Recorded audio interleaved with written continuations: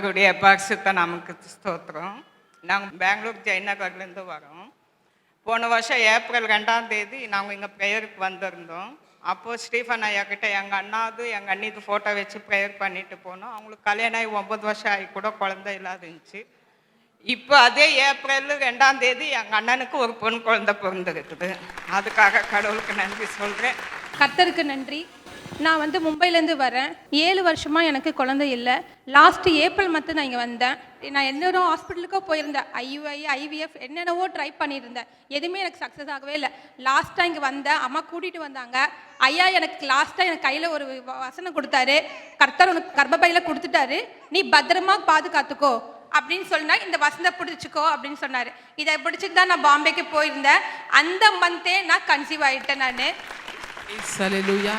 இப்போ எனக்கு December month பாப்பா பிறந்துட்டாங்க. ஒரு அழகான குழந்தையை கொடுத்து இந்த பிள்ளைகளை தேவன் ஆசீர்வதித்திருக்கிறார்.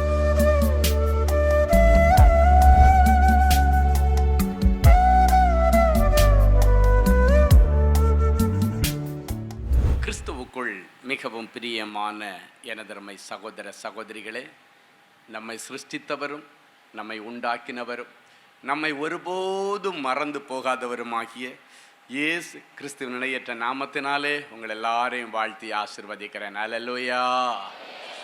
எல்லாரும் சந்தோஷமா இருக்கீங்களா? என் வேதம் சொல்லுகிறது, கர்த்தருடைய ஆலயத்திற்கு போவோம் வாருங்கள் என்று சொன்னபோது என்னுடைய உள்ள மகிழ்ச்சியாக இருக்கிறது என்று சங்கீதக்காரன் சொன்னான். அல்லேலூயா. இந்த உலகத்திலே உங்களுக்கு அநேக பிரச்சனைகள் உண்டு, அநேக தேவைகள் உண்டு, அநேக கடன் பாரங்கள் உண்டு, அநேக வியாதிகள் உண்டு. ஆனாலும் அவை எல்லாவற்றையும் ஒரே ஒரு வார்த்தையை அனுப்பி மாற்றி போடுகிற இயேசு நம் அருகாமையிலே உண்டு. ஹல்லேலூயா. அவர் எல்லாவற்றையும் பார்த்து கொள்ளுவார். எனவே சிறிது நேரம் நானும் எனக்கு ஜீவனை தருகிற ஆண்டவருடைய வார்த்தைகளும் என்று சொல்லி யார் யார் உங்கள் இருதயத்தை திறந்து ஆண்டவருடைய சத்தத்திற்கு செவி கொடுப்பீர்களோ, ஆண்டவருடைய வார்த்தையை கேட்டுக்கொண்டிருக்கும் பொழுதே புல்லின் மேலே பனித்துளி இறங்குகிறது போல உங்கள் ஒவ்வொருவர் மேலும் கர்த்தருடைய வல்லமை இன்றைக்கு இறங்கும். அல்லேலூயா. விசுவாசத்தோடு காத்திருங்கள், தேவனுடைய மகிமையை காண்பீர்கள். இந்த நாளிலும் ஆண்டவருடைய பாதப்படியில் அமர்ந்து, ஆண்டவரே என் பிள்ளைகளுக்கு நீர் என்ன வார்த்தை சொல்ல விரும்புகிறேன், என்ன வார்த்தை சொல்லி என் பிள்ளைகளை ஆசீர்வதிக்க பரலோகம் திட்டம் போட்டிருக்கிறது. தேவ திட்டத்திற்கு என்னை அர்ப்பணித்த பொழுது கர்த்தர் நமக்காக கொடுத்த மங்கள வார்த்தையை இப்பொழுது நாம் கேட்போம். ஏசாயா தீர்க்கதரிசியின் புஸ்தகம் 49ஆம் அதிகாரம் 10வது வசனம் இப்படியாய் சொல்லுகிறது. வாசிப்போமா? அவர்கள் இனி பசியாய் இருப்பதும் இல்லை, தாகமாய் இருப்பதும் இல்லை, தாகமாய் இருப்பதும் இல்லை, உஷ்ணமாகிலும் உஷ்ணமாயிலும் வெயிலாகிலும் அவர்கள் மேல் படுவதும் இல்லை, அவர்கள் மேல் படுவதும் இல்லை. அவர்களுக்கு இறங்குகிறவர் அவர்களை நடத்தி அவர்களை நீரூற்றுகளிடத்திற்கு கொண்டு போய் விடுவார். அவர்களை நீரூற்றுகள் அண்டையிலே கொண்டு போய் விடுவார். இனி நீங்கள் பசியாய் இருப்பதும் இல்லை, தாகமாய் இருப்பதும் இல்லை, உஷ்ணமாயிலும் வெயிலாகிலும் உங்கள் மேல் படுவதும் இல்லை. காரணம், உங்களுக்கு இறங்குகிற கர்த்தர் உங்களை நடத்தி கொண்டு போய் நல்ல நீரூற்றண்டையில் விடுவார், நல்ல பள்ளிக்கூடத்தில் விடுவார், நல்ல கல்லூரியில் விடுவார், நல்ல கோர்ஸில் உனக்கு அட்மிஷனை கொடுப்பார், நல்ல இடத்துல உனக்கு பங்கை கொடுப்பார், நல்ல இடத்துல உனக்கு வாழ்வு கொடுப்பார், நல்ல இடத்துல உனக்கு சுதந்திரம் கொடுப்பார், நல்ல இடத்துல உனக்கு தொழில் கொடுப்பார், நல்ல இடத்துல உனக்கு ஊழியத்தை கொடுப்பார். அவர் கொடுக்கிறவர், நடத்தி கொண்டு போய் நல்லதை கொடுக்கிறவர், நல்ல நீரூற்றண்டையில் உங்களை கொண்டு போய் விடுவார். சரி, நம்மை நடத்துகிற ஆண்டவர் இன்றைக்கு பிறகு எப்படியெல்லாம் நம்மை நடத்த விரும்புகிறார்? முதலாவது, உங்களை அதிசயமாய் நடத்த போகிறேன் என்று சொல்லுகிறேன். இன்னைக்கு பிறகு அதிசயமா காரியங்கள் நடக்குமாம். வாசிக்கலாம். யோவேல் தீர்க்கதரிசியின் புஸ்தகம் 2ஆம் அதிகாரம் 24 முதல் 26 வரைக்கும் உள்ள வசனங்கள். வாசிப்போமா? களங்கள் தானியத்தினால் நிரம்பும், ஆலைகளில் திராட்சரசமும் எண்ணெயும் வழிந்தோடும், நான் உங்களிடத்தில் அனுப்பின என் பெரிய சேனையாகிய வெட்டி கிளிகளும் என் பெரிய சேனையாகிய வெட்டுக்கிளிகளும் பச்சை கிளிகளும் பச்சை கிளிகளும் முசுக்கட்டை பூச்சிகளும் முசுக்கட்டை பூச்சிகளும் பச்சை புழுக்களும் பச்சை புழுக்களும் பட்சித்த வருஷங்களின் விளைவை பட்சித்த வருஷங்களின் விளைவை உங்களுக்கு திரும்ப அளிப்பேன். மறுபடியும் உங்களுக்கு திருப்பி கொடுப்பேன். நீங்கள் சம்பூரணமாய் சாப்பிட்டு திருப்தி அடைந்து உங்களை அதிசயமாய் நடத்தி வந்த உங்கள் தேவனாகிய கர்த்தருடைய நாமத்தை துதிப்பீர்கள். என் ஜனங்கள் ஒருபோதும் வெட்கப்பட்டு போவதில்லை. உங்களை அதிசயமாய் நடத்தி வந்த உங்கள் தேவனாகிய கர்த்தரை துதிப்பீர்கள். உங்களை அதிசயமாய் நடத்துவாராம். ஆண்டவர் அதிசயமாய் நடத்தும் பொழுது என்ன நடக்குமாம்? களங்கள் தானியத்தினால நிரம்புமாம். முதல்ல ஆண்டவர் என்ன சொன்னார்? இனி நீங்கள் பசியாய் இருப்பதும் இல்லை, தாகமாய் இருப்பதும் இல்லை. அப்படின்னா பசி இல்லாம நீங்க வாழணும்னா ஆண்டவர் உங்களுடைய தொழிலை ஆசீர்வதிக்க வேண்டும். பசி இல்லாம நீங்க வாழணும்னா, திருப்தியா வாழணும்னா ஆண்டவர் உங்களுடைய வியாபாரத்தை ஆசீர்வதிக்க வேண்டும், உங்கள் வேலையை ஆசீர்வதிக்க வேண்டும், உங்களுடைய படிப்பை ஆசீர்வதிக்க வேண்டும். எனவே தான் ஆண்டவர் சொல்லுகிறார், இனி களங்கள் தானியத்தினால நிரம்பும். இவ்வளவு நாளும் அந்த களங்கள் தானியம் இல்லாமல் வெறிச்சோடி கிடந்திருக்கலாம், வருமானம் இல்லாமல் அந்த களங்கள் எல்லாம் வெறிச்சோடி கிடந்திருக்கலாம்.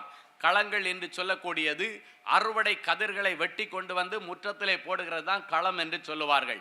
அப்படின்னா அறுவடை இருந்தாதான், விளைச்சல் இருந்தாதான் அறுத்து கொண்டு போய் களத்துல போட முடியும். களத்துல அது வந்தாதான் அதை திருப்பி நம்ம சரி செய்து அந்த தானியங்களை கொண்டு போய் சேமிக்க முடியும். இன்றைக்கு ஆண்டவர் சொல்கிறார், இவ்வளவு நாளும் உன்னுடைய தொழிலிலே அறுவடையே இல்லாம இருக்கலாம். ஒரு வருஷ காலமா ஒரு வியாபாரம் நடக்கல பிரதர் என்று வந்திருக்கலாம்.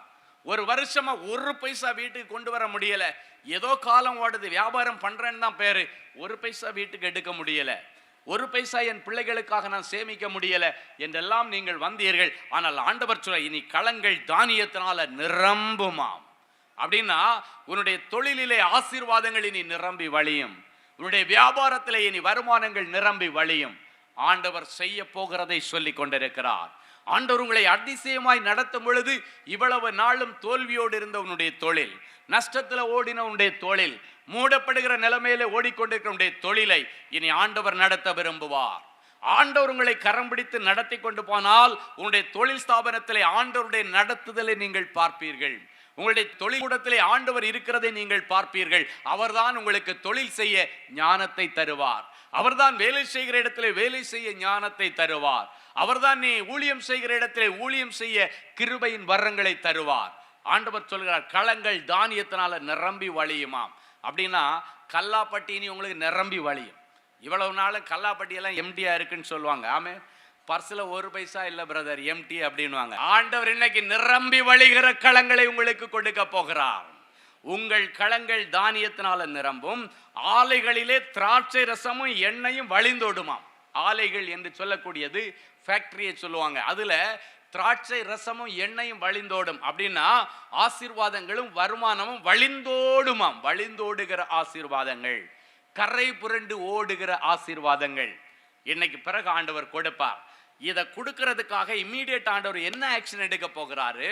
உங்களுடைய தொழிலிலே இதுவரைக்கும் நஷ்டத்தை கொண்டு வந்த, ஆண்டவர் உங்களை பரீட்சை பார்க்கும்படி அனுமதித்திருந்த, ஆண்டவர் அனுப்பினதான பெரிய சேனையாகிய வெட்டுக்கிளிகள், பெரிய நஷ்டங்களை கொண்டு வந்த வெட்டுக்கிளிகள், நஷ்டங்களை கொண்டு வந்த சில காரியங்கள். அடுத்து இரண்டாவது பச்சை கிளிகள், முசுக்கட்டை பூச்சைகள், பச்சை புழுக்கள், பட்சித்த வருஷங்களின் விளைவை மறுபடியும் உங்களுக்கு தருவேன். நீங்க நினைக்கலாம், இது என்ன இந்த பச்சை புழு, வெட்டுக்கிளி, முசுக்கட்டை பூச்சி, பச்சை புழு இதெல்லாம் என்ன அப்படின்னு பார்த்தீங்கன்னா, வெரைட்டி ஆஃப் லாசஸ், பலவிதமான நஷ்டங்கள். அதை தான் ஆண்டவர் பெரிய சேனையாகிய வெட்டுக்கிளி, அது ஒரு டைப் ஆஃப் லாஸ். பச்சை கிளி, அது ஒரு டைப் ஆஃப் லாஸ். பச்சை புழுக்கள், அது இன்னொரு விதமான நஷ்டங்கள். பச்சை புழுக்கள், அது இன்னொரு புழு வெட்டுக்கள்னு சொல்லுவாங்க. புழு வெட்டிடுச்சு, அதனால வருமானம் இல்லை, அதனால சரியான அந்த தானிய அறுவடை இல்லைன்னு சொல்லுவாங்க. அப்ப இவைகள் எல்லாம் ஒவ்வொரு விதமான நஷ்டங்கள். ஒரு மனுஷனுடைய வேலை செய்கிற இடத்துல கொண்டு வருகிற வருமானத்துல நிறைய செலவினங்கள், தொழிலில நஷ்டங்கள், வருகிற வருமானத்துல செலவுகள். சிலர் சொல்லுவாங்க, வரவுக்கு மிஞ்சி செலவு ஆயிப்போச்சு, ஒன்றும் பண்ண முடியல அப்படின்வாங்க. இந்த மாசம் இந்த செலவு நான் எதிர்பார்க்கவே இல்லை, திடீர்னு இந்த மருத்துவ செலவு வந்து விட்டது, திடீர்னு பைக் வேலை வச்சிருச்சு, இந்த நஷ்டத்தை இந்த மாசம் நான் எதிர்பார்க்கல, இந்த ஒரு செலவு வரன்னு எதிர்பார்க்கல. Variety of expenses, variety of losses, இது எல்லாம் தான் உங்களுடைய உழைப்பின் பலனை எல்லாம் பட்சித்து கொண்டிருந்ததா. நீங்க உழைக்கிறீங்க, பணம் வருது, ஆனா உங்க கைக்கு வரல, உங்க கையில நிக்கல, ஒண்ணுமே தங்கல, கை கெட்டுது, ஆனா வாய்க்கு வரவில்லை, வீட்டுக்கு வரவில்லை. வியாபாரம் நடக்குது, ரொம்ப பிஸியா இருக்கிறீங்க, டே நைட் வேலை செய்றீங்க, ஆனா வருகிறது உங்களுடைய வீட்டுக்கு வந்து சேரல. வழியில எல்லாம் செலவினங்கள், வழியில எல்லாமே செலவுகள், வழியில எல்லாம் நஷ்டங்கள். இன்றைக்கு அவை எல்லாவற்றையும் ஆண்டவர் முடிவுக்கு கொண்டு வரும்படிக்கு ஆண்டவர் அனுப்பின அந்த பலவிதமான நஷ்டங்கள், பலவிதமான அந்த செலவுகளை எல்லாத்தையும் ஆண்டவர் திரும்பி வாபஸ் வாங்குறாராம். சிலர் சொல்லுவாங்க, என்னுடைய நகையெல்லாம் உட்கார்ந்தே வட்டி சாப்பிடுதுன்னுவாங்க, என்னுடைய வீட்டு டாக்குமெண்ட் உட்கார்ந்து வட்டி சாப்பிடுதுன்னு சொல்லுவாங்க. அப்படின்னா அந்த நஷ்டங்களும் வட்டி என்கிற தரித்திரமும் உன்னுடைய வீட்டிலே அப்படியே உட்கார்ந்துருச்சு, உன்னுடைய தொழில் கூடத்தில் உட்கார்ந்துருச்சு, உன்னுடைய செல்வங்கள் மேல உட்கார்ந்துருச்சு. ஆண்டவர் சொல்லுகிறார், இனி உட்கார்ந்து நஷ்டங்களை கொடுத்த அத்தனை செலவினங்களுக்குரிய எல்லா முசுகட்டை பூச்சிகளையும் பச்சை புழுக்களையும் அங்கிருந்து நாம் வாபஸ் வாங்கி அவைகள் பட்சித்த வருஷங்களின் விளைவை மறுபடியும் உங்களுக்கு கொடுப்பாராம். அல்லேலூயா. எவ்வளவுக்கு எவ்வளவு நஷ்டம் வந்ததோ அவ்வளவுக்கு அவ்வளவு இனி லாபத்தை கர்த்தர் கொடுப்பார். எவ்வளவுக்கு எவ்வளவு செலவினங்கள் வந்ததோ அவ்வளவுக்கு அவ்வளவு இனி வருமானங்களை ஆண்டவர் கொடுப்பார். அவைகள் பட்சித்த வருஷங்களின் விளைவை மறுபடியும் உங்களுக்கு கொடுப்பேன். அப்படி கொடுக்கும் பொழுது என்ன நடக்கும்? இனி நீங்க சம்பூர்ணமாய் சாப்பிட்டு திருப்தி அடைவீர்கள் என்று வேதம் சொல்லுகிறது. முதல்ல பசியா இருக்கிறவங்க, தாகமா இருக்கிறவங்க இனி பசி அடையாதபடி, தாகமாயிராதபடி, உஷ்ணத்தில் சிக்காதபடிக்கு, வெயில்ல விழுந்து கஷ்டப்படாதபடிக்கு நீரூற்றண்டையில் ஆண்டவர் கொண்டு போய் விடுவேன் என்று சொன்னார். அப்படி விடுகிற ஆண்டவர் அதிசயமாய் உங்களை நடத்துவாராம். எப்படிப்பட்ட அதிசயங்கள் நடத்தும்? தானியமே இல்லாத களங்கள் இனி தானியத்தினால நிரம்பும். திராட்சை ரசம் ஓடாத உன்னுடைய ஆலைகளிலே திராட்சை ரசம் ஓடும். சம்பளம் கிடைக்காத உன்னுடைய கம்பெனிகளில் நீ சம்பள உயர்வுகளை காண்பீர்கள். பல மாசம் வேலை செய்தும் சம்பள உயர்வு வரலன்னு சொன்னவங்களுக்கு இனி திராட்சை ரசம் கரை புரண்டு ஓடும். அக்கௌண்ட்ல செல்வங்கள் கரை புரண்டு ஓடும். அப்படி ஆண்டவர் அதிசயமாய் உங்களை நடத்தி வரும் பொழுது ஆண்டவர் உங்களுக்கு சம்பூர்ணமாய் சாப்பிட்டு திருப்தி அடைய கிருபை செய்வார். அப்படி நீங்க சாப்பிட்டு திருப்தி அடையும் பொழுது உங்களை அதிசயமாய் நடத்தி வருகிற தேவனாகிய கர்த்தரை நீங்கள் துதிப்பீர்கள். ஹல்லேலூயா. இதுக்கு மேல புலம்பலுக்கு பதிலா ஆண்டவரை துதிக்கிற தருணத்தை கர்த்தர் கொடுக்க போகிறார். ஆமென்.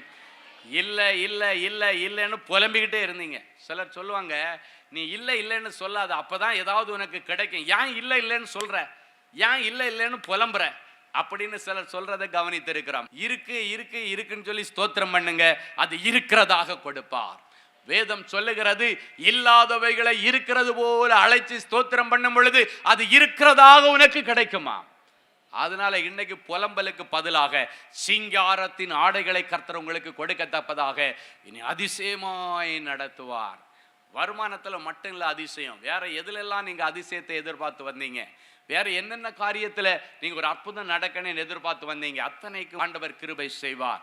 நம்முடைய இயேசுவாமி பிறப்பதற்கு முன்பாக ஏசாயா தீர்க்கதரிசி அவருக்கு பெரிய நாமங்கள் நிறைய கொடுத்தார். அவர் ஆலோசனை கர்த்தர், அவர் நித்திய பிரபு, சமாதானத்தின் தேவன், அவர் அதிசயமானவர். ஹல்லேலூயா. ஆலோசனை கர்த்தர் நிறைய பேர் கொடுக்கிறார். அப்ப இயேசு கிறிஸ்து அதிசயமானவர் என்கிற பெயரோடு கூட பிறந்தவர். இன்றைக்கு அதிசயமானவர் என்கிற நாமத்தோடு உங்களுக்கு அதிசயத்தை செய்ய இந்த இடத்துல வந்திருக்கிறார். ஹல்லேலூயா. மனோவா தம்பதியருக்கு பல வருஷமாக குழந்தை இல்லாம இருந்துச்சு. அந்த சூழ்நிலையில அவருடைய இருதயம் ரொம்ப துக்கமா இருந்திருக்கு. யோசித்து பாருங்க, இத்தனை வருஷம் ஆகி இன்னும் குழந்தை இல்லை என்ற ஒரு பெரிய கவலை அவர்களுக்கு. அந்த கவலை நிமித்தம் அவர்கள் வேதனையோடு இருக்கிற நாளிலே ஒரு நாள் திடீரென்று கர்த்தருடைய ஆவியானவர் மனோவாவுடைய மனைவியை வந்து சந்திக்கிறார். வந்து சந்திச்சு ஒரே ஒரு வார்த்தை சொல்றார், உனக்கு நான் ஒரு குமாரனை கொடுக்க போகிறேன், அவனுக்கு சிம்சோன் என்று பெயரிட வேண்டும். வயசான தாத்தா பாட்டியா இருக்கிற மனோவா என்கிற தம்பதியர் மனோவாவுடைய மனைவியை பார்த்து ஆண்டவர் திடீர்னு ஒரு மங்கள வார்த்தை சொல்றார். என்னன்னா, உனக்கு ஒரு குமாரனை கொடுக்க போகிறேன், அவனுக்கு நசரேய விரதம் உள்ளவனாய் அவன் இருப்பான், அவனுக்கு நீ சிம்சோன் என்று பெயரிட வேண்டும். சவரகன் கத்தி அவன் தலையில படக்கூடாது. ஆண்டவர் அவளுக்கு பிறக்க போகிற ஒரு குழந்தையை குறித்து ஒரு வாக்குத்தத்தம், ஒரு மங்கள வார்த்தை சொல்லிட்டார். சொல்லிட்டு மறைந்து போய்விட்டார். உடனடியாக அவளுடைய புருஷன் வந்த உடனே, மனோவா வந்த உடனே அவனுடைய மனைவி சந்தோஷமா இந்த செய்தியை சொல்றா. இன்னைக்கு ஒரு தேவ மனுஷன் வந்தாரு, நேரம் எனக்கு முன்னால தோன்றி ஒரு காரியத்தை சொன்னார். உனக்கு ஒரு பையனை கொடுக்க போறேன், அவனுக்கு நீ சிம்சோன் என்று பெயரிட வேண்டும். அப்போ அவர் கேட்டாரு, வந்தவருக்கு பேர் என்னன்னு கேட்டியா அப்படின்னு கேட்டார். யார் கேட்டது? அவங்க புருஷன். வந்தாரு போனாரு எல்லாம் சொல்றமா, அவர் பேர் என்னன்னு கேட்டார். ஏதாவது கேட்டியா? இந்த அம்மா நல்ல செய்தி வந்த சந்தோஷத்துல அவர் பேரு என்ன ஏது எந்த ஊர் ஒண்ணுமே கேட்கல. அடுத்து சொல்றாரு அவங்க புருஷன், இன்னொரு முறை அந்த மனுஷன் வந்தா உங்க பேர் என்னன்னு கேட்டு வச்சுக்கோன்றார். அதே போல மறுபடியும் ஆண்டவர் அவளுக்கு வெளிப்பட்டு இந்த வார்த்தைகளை சொல்லும் பொழுது அவ கேட்கிறா, நீங்க சொல்றதெல்லாம் சரிதான், உங்க பேர் என்னன்னு நான் தெரிஞ்சுக்கலாமா அப்படின்னு கேட்கிறா. அப்போதான் ஆண்டவர் சொல்லுகிறார், என்னுடைய பேர் என்னன்னு உனக்கு கண்டிப்பா தெரியணுமா, என் நாமம் என்னவென்று நீ கேட்பானேன் என்று சொல்லிட்டு அவருடைய பேரை சொல்றாரு, நான் அதிசயமானவர். அல்லேலூயா. அப்படின்னா மனோவாவுடைய மனைவியை சந்திக்க வந்தது தேவதூதன் அல்ல, அதிசயமானவர் என்கிற பெயரோடு இந்த பூமியிலே பிறந்த இயேசு. அல்லேலூயா. மரியாளுக்கு மங்கள வார்த்தை சொல்ல கபிரியேல் தூதனை தான் ஆண்டவர் அனுப்பினார், ஒரு ஏஞ்சலை அனுப்பினார். சகரியாவுக்கு மங்கள வார்த்தை சொல்ல ஆண்டவர் கபிரியேல் தூதனை அனுப்பினார். ஆனா மனோவாவுடைய மனைவிக்கு மங்கள வார்த்தை சொல்ல ஆண்டவரே நேரடியாய் வந்தார். இன்றைக்கு அந்த ஆண்டவர் தான் நேரடியாய் உங்களோடு பேசிக் கொண்டிருக்கிறார். அதிசயமானவர் உங்கள் மத்தியிலே வந்திருக்கிறார். சொன்ன அதிசயமானவர் என்று சொல்லிட்டு அவர் மறைஞ்சு போயிட்டார். மனோவா வந்த உடனே அவர் சொல்லுகிறார், வந்தவருடைய பேர் என்னன்னு கேட்டேன், அவர் அதிசயமானவர்னு சொல்லிட்டு போயிட்டாரு. அப்பதான் அவங்களுக்கு தெரிகிறது, ஆண்டவரே நம்ம வீட்டிற்குள்ளே வந்திருக்கிறார். அல்லேலூயா. ஆண்டவர் சொன்னது போல அவ அருமையான ஆண் பிள்ளையை பெற்றெடுத்து அந்த பிள்ளைக்கு சிம்சோன் என்று பெயரிட்டாள். அவன் ஒரு பெரிய பராக்கிரமசாலியாய் மாறினான். இன்றைக்கு என்ன அதிசயத்தை நீ எதிர்பார்த்து வந்திருக்கிறார்? அவர் அதிசயமாய் உன்னை நடத்தி வருவேன் என்று சொல்லிவிட்டாரே, என்ன அதிசயத்தை எதிர்பார்த்து வந்திருக்கிறாய்? கல்யாணம் நடக்கலையா? அதுல ஒரு அதிசயம் நடக்கணுமா? அதிசயம் நடக்கும், அற்புதம் நடக்கும், ஆச்சரியமாய் நடக்கும். வயசுக்கெல்லாம் அப்பாற்பட்ட அற்புதம் செய்கிற ஆண்டவர் நம்முடைய ஆண்டவர். இன்றைக்கு உனக்கு ஒரு அற்புதம் செய்வார். குழந்தை பாக்கியம் இல்லைன்னு வந்திருக்கிறீங்களா? அந்த பிள்ளை விஷயத்தில் எனக்கு ஒரு அற்புதம் நடக்கணும். என்னுடைய கற்பத்தில் அநேக பிரச்சனைகள், என் புருஷனுக்கு சரீரத்தில் அநேக பிரச்சனைகள், மருத்துவர்கள் குழந்தை கிடைக்காதுன்னு சொல்லிட்டாங்க. ஏதோ அதிசயமா ஆண்டவர் கிருபை செய்தா மட்டும்தான் எனக்கு ஒரு நல்ல காரியம் நடக்குன்னு வந்திருக்கிறீங்களா? ஆண்டவர் உங்களுக்கு ஒரு நல்ல காரியத்தை செய்ய போகிறார். உன் கற்பத்தை ஆண்டவர் திறக்க போகிறார். அது ஆண்டவருக்கு லேசான காரியம். ஆண்டவர் மனசு வச்சா ஒரு செகண்ட் தான் ஆகும். உன்னுடைய சரீரத்தில் என்ன பலவீனம் இருக்கிறது என்பதை ஆண்டவர் பார்க்க மாட்டார். பலவீனங்களுக்கெல்லாம் அப்பாற்பட்டு பலவீனப்பட்ட ஒரு கற்பப்பையிலே ஆண்டவருடைய பலனை பூரணமாய் அனுப்புகிறவர் நம்முடைய ஆண்டவர். ஹல்லேலூயா. அன்பு சகோதரனே, சகோதரியே, நீண்ட நாட்களாக 4 சுவர்களுக்குள்ள விழுந்து கிட ஆண்டவனே, இந்த பசிக்கும், இந்த பஞ்சத்துக்கும், இந்த கடனுக்கும் ஒரு விடிவு காலம் பறக்காதா? வேலை இல்லாம நான் ரொம்ப கஷ்டப்படுறேனே, தொழில நஷ்டமடைஞ்சு ரொம்ப கஷ்டப்படுகிறேனே என்று அழுது கொண்டிருந்தாய் அல்லவா? எதிர்காலத்தை நினைச்சு பயந்து போய் வந்திருக்கிய மகளே. என்ன நடக்குதுன்னே தெரியலையே, என்ன சுத்தி என்ன நடக்குதுன்னு எனக்கு தெரியலையே, நாளைக்கு நேரம் விடிஞ்சா என்ன நடக்க போகுதுன்னு தெரியலையே, நாளைக்கு கடன்காரனுக்கு என்ன பதில் சொல்ல போறேன், நாளைக்கு இந்த பிரச்சனையை எப்படி நான் மேற்கொள்ள போகிறேன், நாளைக்கு இந்த கமிட்மெண்ட்டை எப்படி கிளியர் பண்ண போகிறேன், எப்படி எப்படின்னு சொல்லி கேள்வியோடு வந்திருக்கிற என் பிள்ளைகளை ஒரு விசை கண்ணோக்கி பாருங்க டேடி. நானே வழி என்று சொன்னேன், வெளியே இல்லை என்று சொல்லி என் பிள்ளைகள் கந்து வந்திருக்கிறாங்கப்பா. இந்த கடன் அடைக்க எனக்கு வழி இல்லை, இந்த பிரச்சனையிலிருந்து வெளியே வர எனக்கு வழி தெரியல, வழி காட்டுங்கப்பான்னு சொல்லி என் பிள்ளைகள் வந்திருக்கிறார்கள்.